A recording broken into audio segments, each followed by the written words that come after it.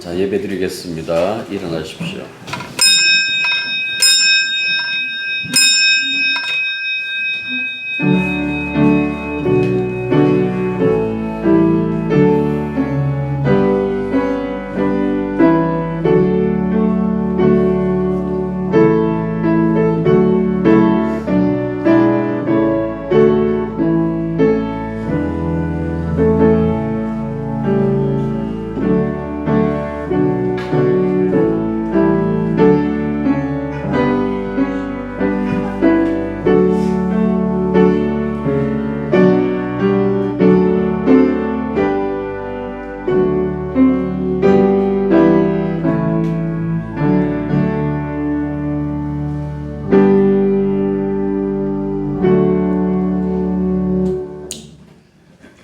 날이 흐리네요.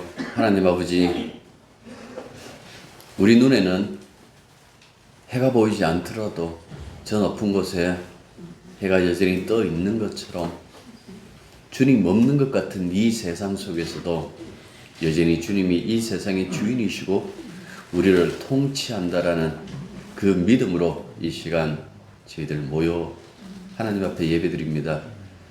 이 예배를 온전히 받아주시고 우리의 마음이 흔들리지 않고 늘 주만 소망하며 주님의 말씀을 따라 살아갈 수 있는 그런 저희들이 되게 도와주시기만 간절히 바라고 원합니다. 이 예배가 주님 앞에 있습니다. 주께서 친히 이끌어 주시며 주의 충만한 은혜를 이 시간 채워 주시옵소서. 예수님 이름으로 기도드립니다. 아멘. 자, 하나님 말씀은 신약성경 골로새서 1장 21절부터 23절까지입니다. 전에 악한 행실로 멀리 떠나 마음으로 원수되었던 너희를 이제는 그의 육체의 죽음으로 말미암아 화목하게 하사 너희를 거룩하고 흠없고 책망할 것이 없는 자로 그 앞에 세우고자 하셨으니 만일 너희가 믿음에 거하고 더 위에 굳게 서서 너희 들음과 복음의 소망에서 흔들리지 아니하면 그리하리라. 이 복음은 천하 만민에게 전파된 바요 나 바울은 이 복음의 일꾼이 되었다. 아멘. 지난 시간 하나님은 아들이신 그리스도가 십자가에서 흘린 피로 만물과 화해를 이루셨다라는 그 말씀을 우리가 봤습니다. 그리고 그 예수 그리스도가 지금 온 우주의 주님 되신다는 그 사실도 확인했죠. 우리가 읽었던 이 본문 21절부터 23절까지 그 중에 22절 보시면 22절은 지난 시간의 내용을 지금 다시 다루고 있는 겁니다. 화목케 한다. 그 다음에 죽음으로 말미암아란 그 표현이 바로 지금 그것을 지적하고 있는 거예요. 사도가 여기서 지금 예수 그리스도의 죽음, 즉 그의 십자가의 죽음을 그의 육체적 죽음이라고 이렇게 강조하고 있어요. 이 육체라고 번역된 이 어구를 헬라어로 직역하면 그의 살과 몸하고 이렇게 했어요. 토소마티테스 사르코스 아우트라고 이렇게 딱 되어 있다고. 이게 뭐냐니까 왜 육체를 보통 육체를 묘사할 때요 소마 몸이라고 하든지 아니면 사락스 혹은 사라크 이 살 우리의 이 피부 살 이렇게 한 단어로만 충분한데도 불구하고 여기서 사도가 굳이 두 단어를 함께 사용한 거예요. 왜 그럴까라고 했을 때에 이미 골로새 교회에 침투하여 그들의 믿음을 흔드는 자들이 있었어요. 초대교회에 그 이단들 중에서 아주 강력한 그 세력이 하나가 영지주의자들입니다. 이 사람들은 예수님의 탄생과 죽음을 실제가 아니라고 봐요. 환영이라고 봐요. 이걸 가연설, 도케티즘이라고 하는 가연설이라고 그러는데 그러니까 하나님은 육체를 입을 수 없다라는 거죠. 하나님의 영이시기 때문에 인간이 될 수도 없다라는 그 얘기예요.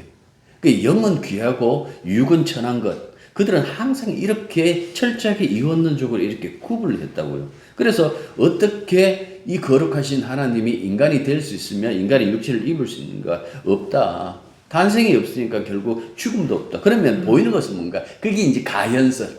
예. 그거는 그냥 눈에 그렇게 보였을 뿐이다 라고 그렇게 얘기를 해요. 그 예수의 참된 사역은 이 육체를 떠나서 영으로 하나님께 돌아가는 것이지, 그가 죽었던 그 십자가도 부활도 사실은 의미가 없다라고 주장했던 자들이 바로 이 영지주의자들이었다라는 그 말씀입니다. 그러니까 교회가 전하는 것과 철저히 반대적이죠. 반대적이기 때문에 이 사도가 철저하게 이 두 단어를 쓴 거예요. 소마, 사룩스. 이걸 써갖고 몸, 살이라고 이렇게 하면 육체로, 그의 육체로 죽으셨고 육체로, 물론 신령한 몸이지만은 육체로 부활하셨다라는 그 이야기를 우리들에게 해주고 있다라는 그 말씀입니다. 그러니까 완전한 사람으로 예수님은 오셨고, 완전한 사람으로 예수님은 죽으셨고, 지금 완전한 하나님이시다. 이게 교회의 고백이었다라는 그 말씀입니다. 그래서 21절과 22절 이렇게 보십시오. 보시면 그리스도 안에서 만물을 화해시키는 하나님의 그 역사라는 것을 강조하고 있잖아요. 왜 이렇게 말씀할까? 이렇게 얘기하는 그 이유가 있어요. 20절 우리가 지난주 봤지만 20절 이렇게 보시면 그 얘기를 해요. 십자가로 화평을 이루셨다. 어떻게 해? 이런 일이 있을 수 있을까? 19절 보십시오. 하나님 자신이 모든 충만함을 가지고 그리스도 안에 임재해 계셨기 때문에 그렇다. 따라서 그의 죽음도, 그분의 부활도, 그리고 새 창조의 몸인 교회, 이 교회도, 이 교회를 기동시킬 능력을 충분히 가지고 계시기 때문에 이 모든 일은 하나님이 하실 수 있다. 사도가 이야기하고 싶은 것은 바로 이 말씀이다라는 그 말씀입니다. 그런데 우리가 읽었던 21절과 23절, 사실은 상반절까지 이렇게 보면요, 이게 18절하고 20절까지만 연결된 것이 아니고 골로새서 앞뒤 다른 부분과도 이렇게 연결되어 있어요. 정말 여기서 중요한 것은 항상 그 얘기를 해요. 그게 뭔가, 그러니까 그 하나의 영적인 영역에서부터 다른 영역으로 이동. 우리가 봤잖아요. 이미 앞서서 봤는데요. 이동이라는 주제를 담고 있다라는 그 말씀입니다. 그래서 죄로부터 해방만 시킨 것이 출애굽 사건이 중요한 것이 이런 부분이에요. 단지 이집트에서 이스라엘 백성을 끄집어내었다. 이게 출애굽 사건의 완성이 아니에요. 그러면요, 이들 어디다 집어넣어야 돼요? 하나님이 약속하신 그 땅에 집어넣는 것까지. 그래서 때로는 학자들이 오경이라는, 모세 오경이 창세기부터 신명기까지, 모세가 죽을 때까지의 그 기록이 있잖아요. 이걸 보통 학자들이 육경이라고 얘기하기도 해요.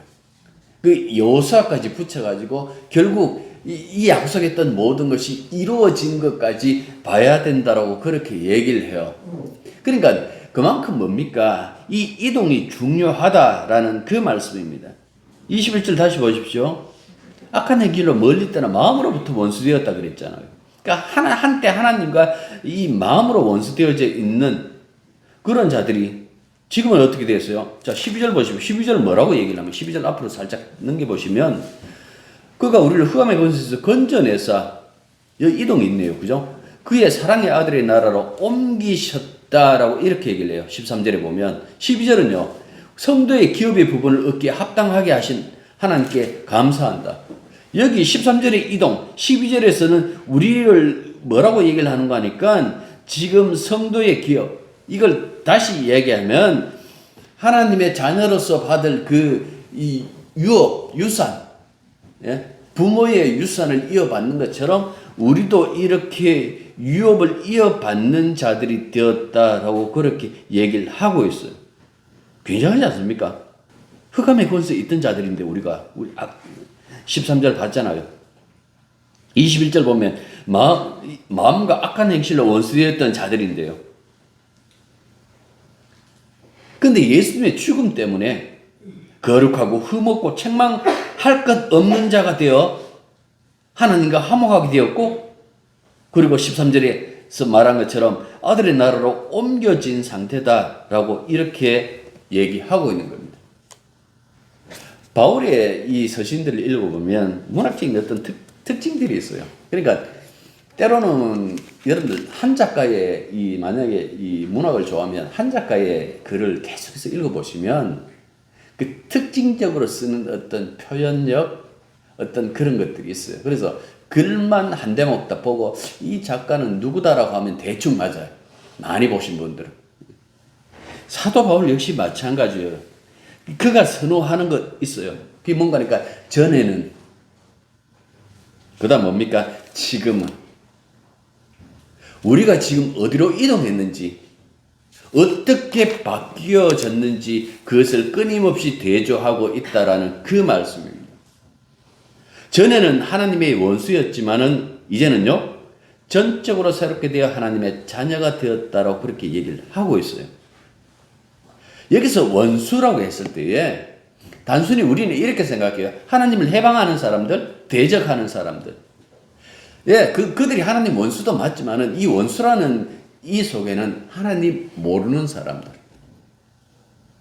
하나님에 대하여 무관심한 사람들 다 포함돼요. 그러니까 알지 못하고, 예, 관심이 없는 것조차 다 들어간다라는 그 말씀입니다.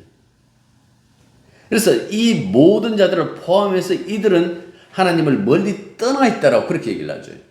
이게 하나님을 멀리 떠나 있다라는 것은 하나님의 생명과 상관없이 사는 자들하고 이렇게 보면 되겠죠. 구약에서는 하나님 백성, 이스라엘 백성들이 늘 항상 이렇게 얘기를 해요. 자기들 외에 다른 모든 민족을 통틀어 갖고 얘기를 해요. 뭐라고 얘기를 합니까? 이방인. 저 사람 한국 사람이다. 저 사람 일본 사람이다. 아니에요. 그냥 이방인. 자신들만 하나님의 백성, 선민, 선택된 자들, 그리고 이방인. 그런데 사도는 새로운 기준을 제시해요. 혈통이 중요하지 않다라는 이야기죠. 유대인들의 조상이 누굽니까? 아브라함. 그런데 지금 뭐라고 얘기를 하는 거니까 사도는 새로운 기준을 해요. 그게 뭔가니까 예수님을 힘입어 하나님과 화해를 했느냐, 하나님과 화목한지, 하나님과 평화로운지, 예수님을 힘입어 하나님과 화해한 사람과 화해하지 않는 사람으로 구분해요. 더 쉽게 얘기하면 이 바울의 어떤 이 글꼴로 이야기를 하면 그리스도 안에 있는지 아니면 그리스도 바깥 사람인지 이것 기준으로 존재를 구분한다라는 그 말씀입니다. 여러분들 이 기준에서 돌아본다라면 이거는 인종과 상관없어요. 피부 색깔도 상관없어요. 삶의 어떤 이 형태도 상관없어요. 노골적으로 얘기를 하면 교회 다니느냐 다니지 않는 것과 않느냐도 상관없어요. 왜? 교회 안에 불신자들이 많기 때문에. 예수 안 믿는 사람들 다 하나님 원수예요. 여러분, 영적 전쟁이라는 것은 특정한 시간 공간이 있는 것 아니에요. 모든 시간 공간이 이루어져요. 지금 한참 그 뉴스에 떠들고 있는 JMS. 대구가 참 대단한 이 도시예요. 그 JMS 어디서 시작한 줄 알아요? 미리네 맨션이라고 앞서 밑에 가면 그 옛날에 효성여대가 있었어요. 저는 그 효성여대를 봤어요. 예. 그때 그 앞에서 교회를 거기서 시작했어요. 장소는 거기인지 모르는데 그쪽에서부터 이미 사고를 치기 시작한 거예요. 근데 지금까지 끊임없이 사고 치는데 그 교회들 여전히 이 대한민국 곳곳에 아니면 세계에 퍼져가지고 박혀져 있어요. 애들이 있어가지고 노골적으로 얘기를 못 하겠는데 얼마나 큰 사고를 많이 쳤는지. 근데 희한한 것은 그 사람들이 그런 일을 당하면 곧바로 이건 거짓말이다 하고 그냥 이 신고를 하고 하는 것이 아니라 그 누군가 그 얘기를 했어요. 이거 아닌 것 같아라고 하면서도 혹시 그가 메시아면 어떻게 하지? 사람들이 가지고 있는 그 소위 말해서 가지고 있는 것이 무엇인가? 그가 메시아면 어떻게 하지? 왜 그런 현상이 일어날까요? 한 가지예요. 이 사람들의 특징은 자기 애착이 굉장히 강해요. 우리도 그렇지 않는가라고 하면 맞아요. 인간은 자기를 애착할 수밖에 없는데 신앙으로 얘기를 하면 사도 바울이 뭐라고 얘기를 하는 거니까 우리는 그리스도와 함께 십자가에서 로마서 6장에서 그 얘기를 해요. 세례잖아요. 세례 받으면서 우리는 죽었다라고 얘기를 해요. 우리는 예수 안에서 죽었다라고 하는 그것이 신앙의 삶이에요.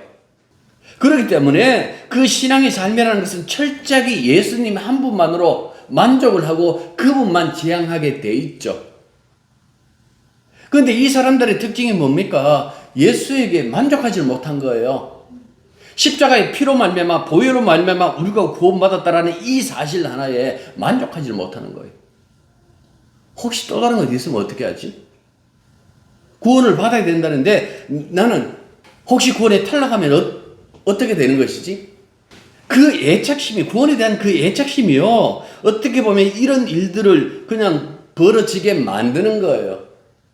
영적 전쟁은 과거에 왜 땅 밟기 해갖고 제가 막 설교 시간에 정말 오랫동안 그 욕했는 것 중에 하나가 그거잖아요.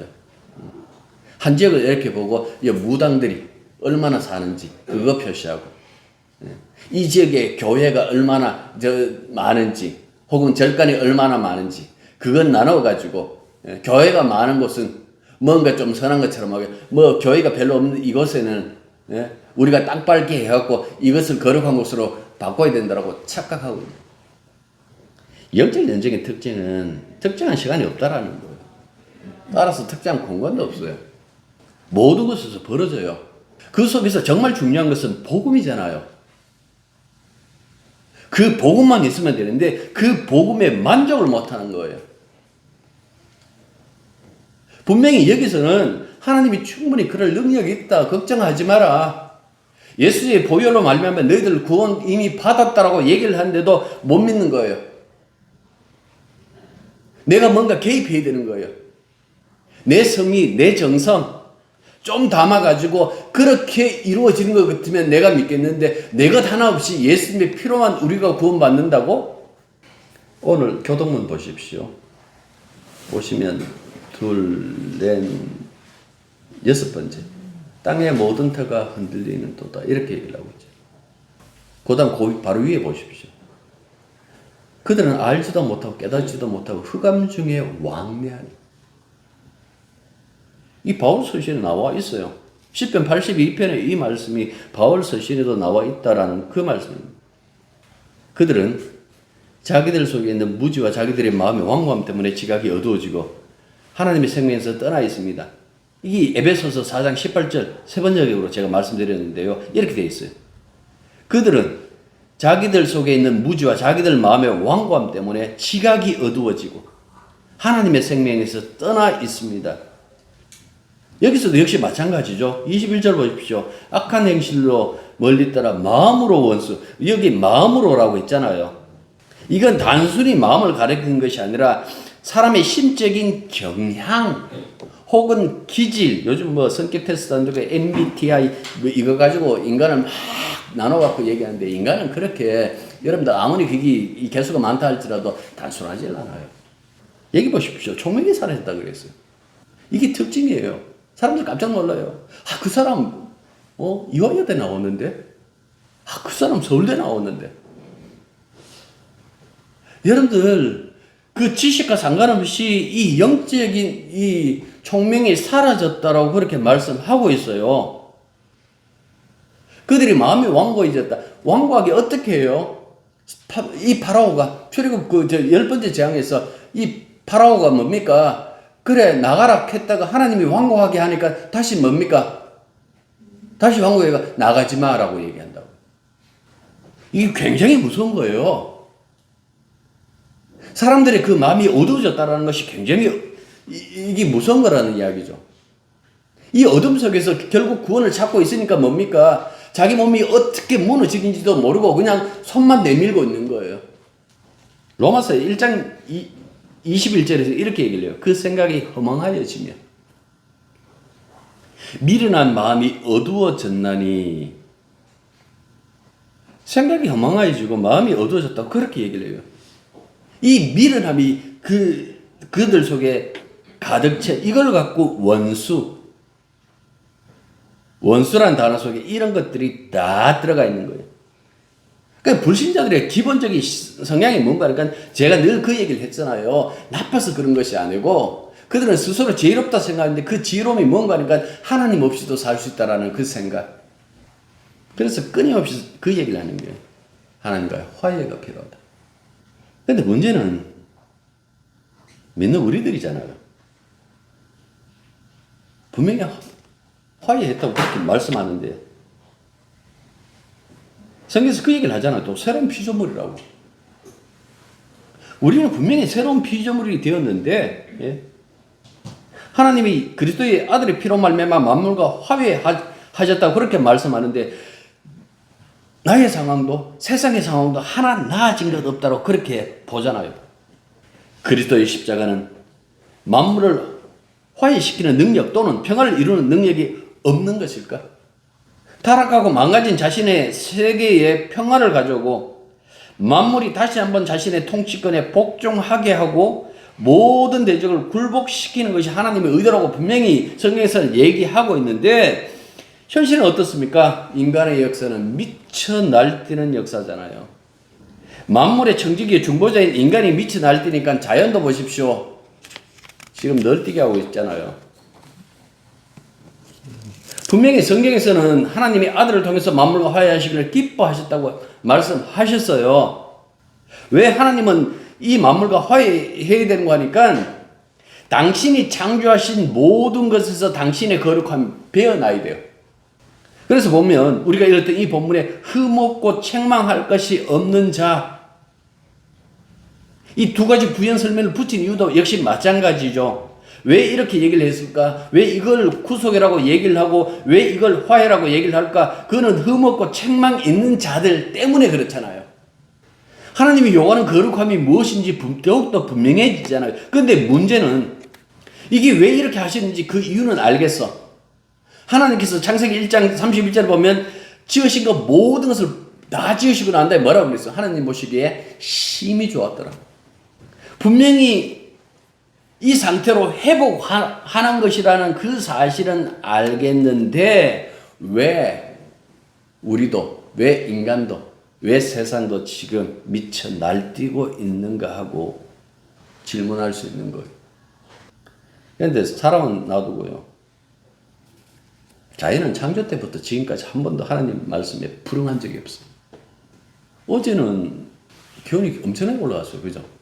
요즘 저 혼자 있으면 저 사무실에 난방 안 합니다. 그냥 있어도 춥질 않으니까. 이게 좋은 것인가? 분명히 좋지가 않아요. 추울 때 춥고 더울 때 더워야 돼요. 지금 생각하면 그냥 아이고 기름값도 올라갔는데 좋다. 아니에요. 이게 좋은 게 아니에요. 좀 더 길게 보면요. 이게 정말 나쁜 거예요. 그런데 자연이 이렇게 돌아가는 것 이거 잘못된 것 아닌가?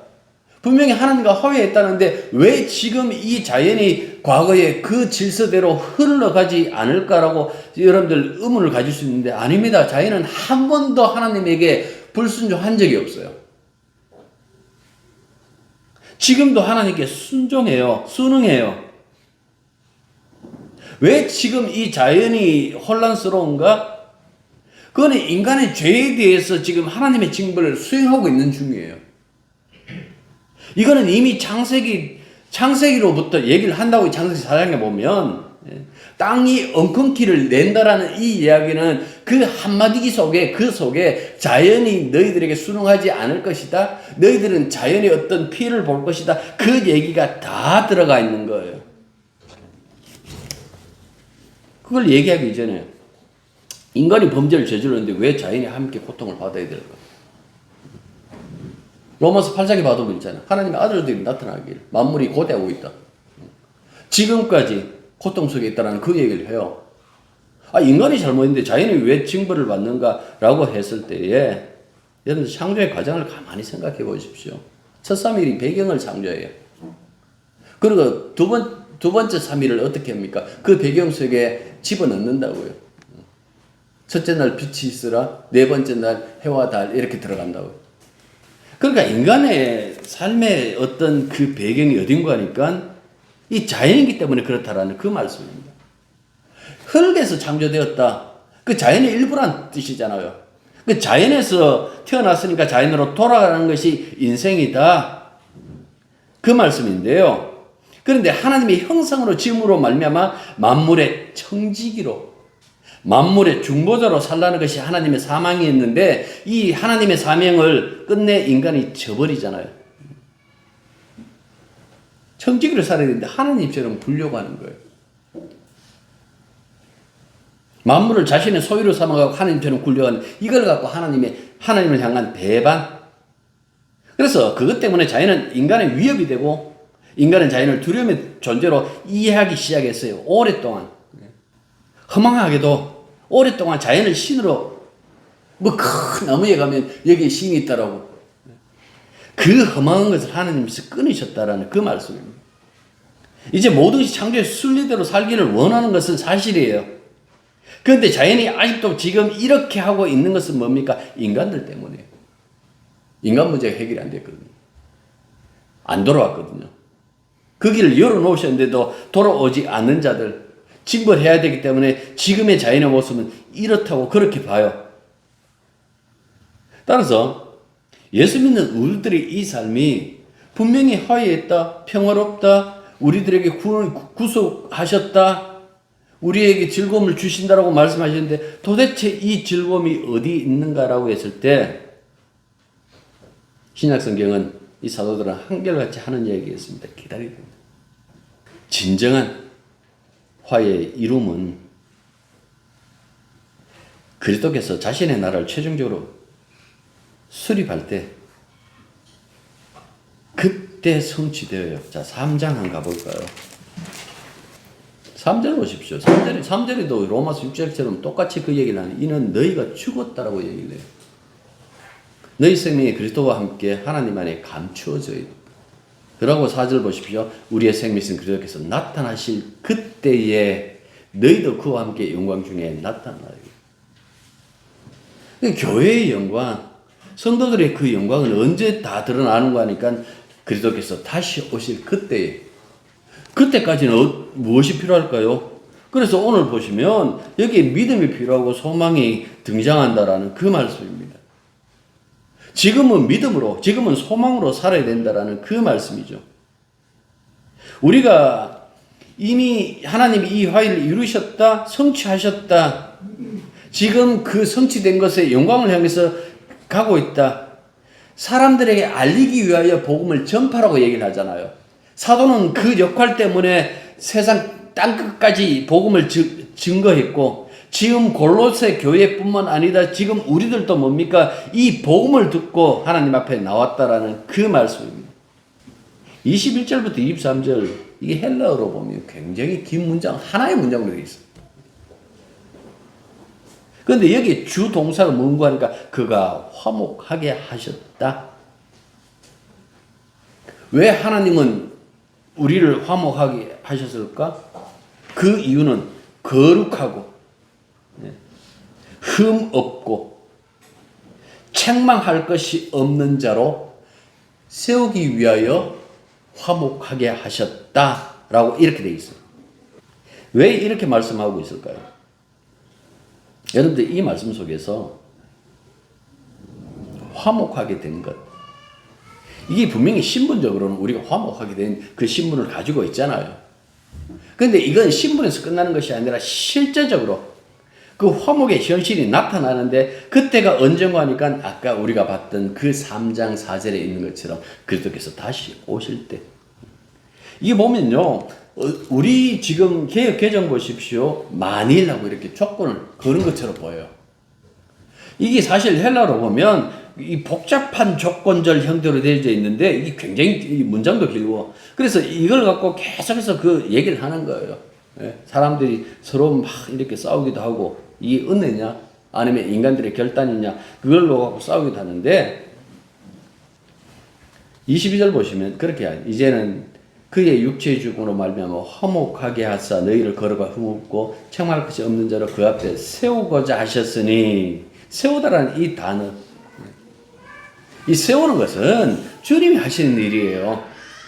이것 때문에 주님이 우리와 화해하셨다라고 그렇게 얘기를 해요.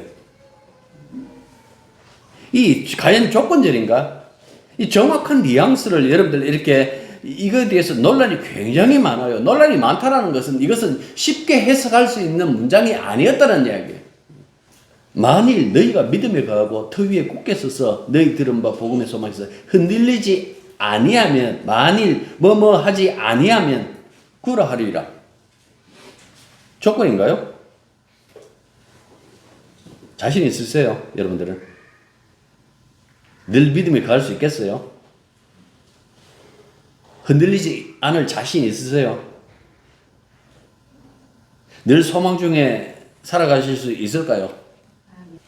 이 만일하는 것은 조건을 제시하려는 것이 아니에요. 상태 이야기를 해요. 너희들이 지금 어떤 상태에 있는지 아느냐라는 이야기예요. 우리가 그리스도인이 되었다고 흠없고 책망할 것이 없는 인간입니까? 여러분들 기도하실 때 뭘 기도해요? 제일 처음에 우리의 못난 것부터 기도하잖아요. 주여, 우리의 죄인입니다. 지난 한 주간 돌아볼 때 우리가 정말 말씀대로 살지 못했습니다. 우리의 못난 것을 늘 그렇게 고백하고 있다고요.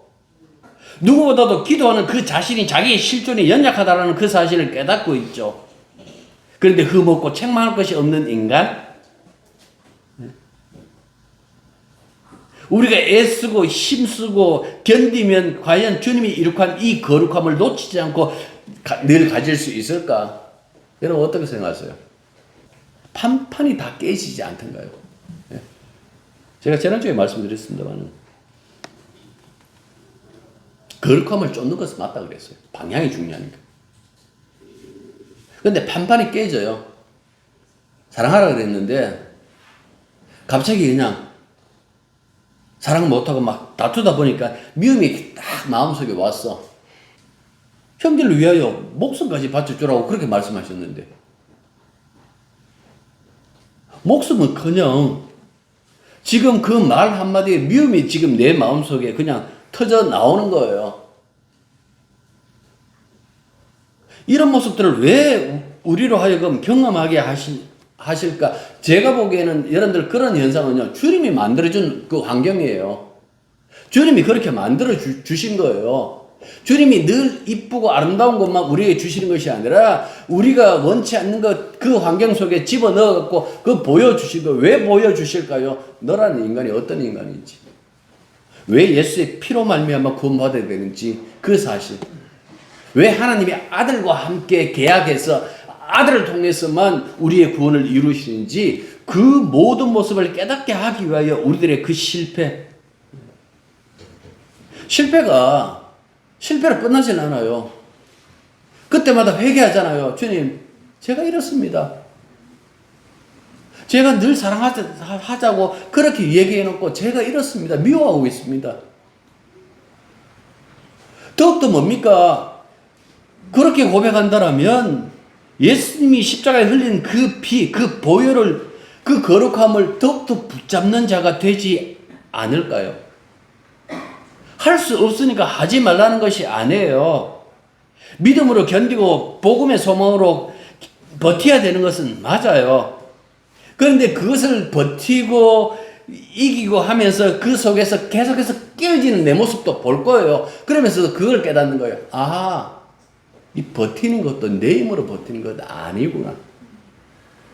이것조차도 주님께서 그렇게 만드시는구나. 터라는 것 있잖아요. 시편에 여러분들 이렇게 계속 보기 쓰는 시편에 보면 하나님의 터가 어디 있습니까? 하늘에 있어요. 높이 있어요. 지상의 터는, 모든 터는 우리 그 튀르키예 지진 봤잖아요. 그거 보는 것처럼 여러분들 지상에 있는 모든 것들이 다 흔들릴 수밖에 없어요. 그런데 사람들이 소망이 뭡니까? 여러분들이 누군가 물을 때 소망이 뭡니까 했을 때 소망을 끄집어냈는데 그냥 사람들 만나가지고 그 신앙의 어떤 그 표현력으로 제 소망은요 예수님 나라에 가는 거예요. 그거 말고 진짜 은밀하게 숨겨놨는 거예요. 그 무엇인지 보십시오. 땅의 것 아닙니까? 예? 나도 모르게 툭 자랑이 튀어나오죠. 그 자랑이 튀어나왔다라는 것은 그것이 땅의 것이라는 이야기예요. 그 땅의 것 가지고 있으면 땅은 지금 보십시오. 끊임없이 이 판 이동설 이것 때문에 여러분들 이게 흔들리잖아요. 지금 흔들리지 않는 것이 없다라는 그 말씀입니다. 그런데 이 하늘이라는 것은 지금 우리가 보는 우주 아니에요. 하나님이 계시는 그 하늘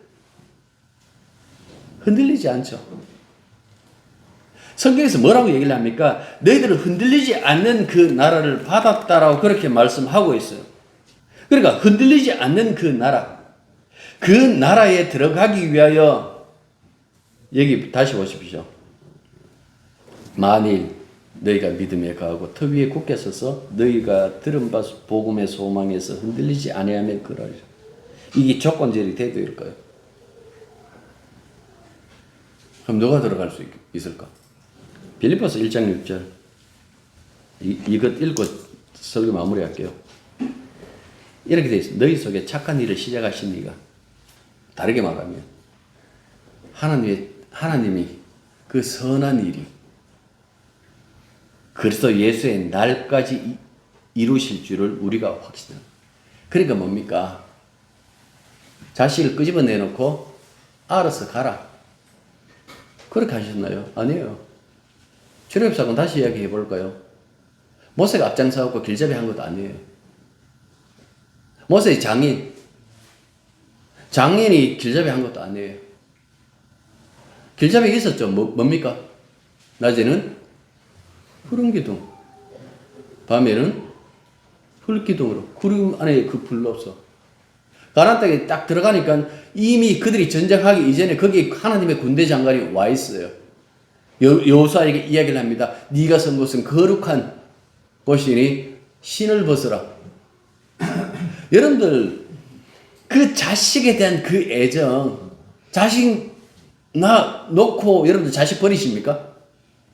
지금까지 애먹이지만은 그 30년 40년 동안 지금까지 붙잡고 있잖아요. 그 자식이기 때문에 하나님도 역시 마찬가지라는 이야기예요. 격려하고 가자라고 하지만은 그 모든 일에 참된 능력은 누구의 능력인가 하니까 아버지의 능력. 그 능력은 변하지 않는다라는 그 말씀이죠. 자, 보십시오. 비 옵니다. 비가 와도 저 위에, 하늘 위에 태양은 늘 쨍쨍합니다. 우리의 소망이 그렇다는 그 말씀입니다. 하나님께서 반드시 우리를 그리스도께서 다시 오시는 날 그 약속한 모든 영광을 다 드러내실 겁니다. 그 약속 속에 여러분들 늘 사시길 바랍니다. 기도하겠습니다. 세상이 변하지만은 하나님의 말씀과 약속은 변하지 않는다라는 것, 실제로 그리스도 예수를 통하여 이루셨습니다. 주님 주신 그 믿음 안에서 다시금 돌아보면 그 일이 얼마나 확실한지, 얼마나 확고한지 더 이상 덧붙일 것 없다라는 그 사실을 늘 알게 해 주십시오. 무엇을 요구하며 구원을 이야기하는 것들은 다